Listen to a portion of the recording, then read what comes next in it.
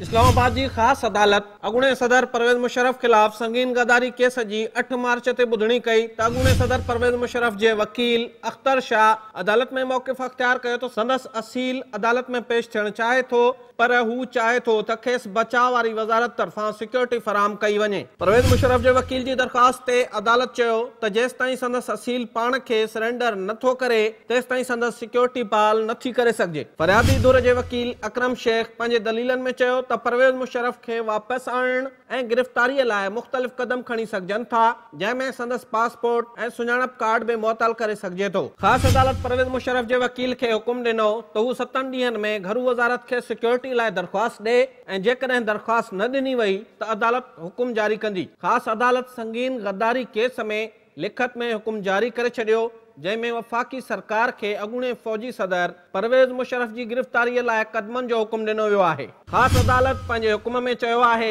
त पाकिस्तान ऐं अरब अमारात विच में जवाबदारनि जी हवालगी बाबति ठाह खे कमु आंदो वञे ऐं गिरफ़्तारीअ लाइ इंटरपोल ज़रिए कार्रवाई कई वञे। अदालती हुकुम में चयो वियो आहे त घरू वज़ारत ऐं परवेज़ मुशर्रफ जो सुञाणप कार्ड ऐं पासपोर्ट मुअतल करण लाइ क़दम खणी ऐं अॻूणे सदर जी मिल्कियत ज़ब्त करण लाइ बि क़दम खयां वञनि। ख़ासि अदालत अॻूणे सदर परवेज़ मुशर्रफ जी गिरफ़्तारीअ लाइ वफ़ाक़ी सरकार तरफ़ां हिन वक़्त ताईं खयल क़दमनि ते मायूसी जो इज़हार कयो वियो आहे ऐं उन हवाले सां तफ़सील अदालत में पेश करण जो हुकुम ॾिनो आहे। ॿिए तरफ़ अॻूणे सदर परवेज़ मुशर्रफ ॾे वापसी जो फ़ैसिलो करे छॾियो आहे। ज़रियनि मूजिबि अॻूणे सदर परवेज़ मुशर्रफ ॾे वापसीअ लाइ घरू वज़ारत खे सिक्योरिटी बाबति दरख़्वास्त ॾेई छॾी आहे। घरू ऐं बचाव वारी वज़ारत खे 13 मार्च ते कोरियर ज़रिए दरख़्वास्त मिली आहे, जेकी लाॻापियल वज़ारतुनि खे मोकिली वई आहे।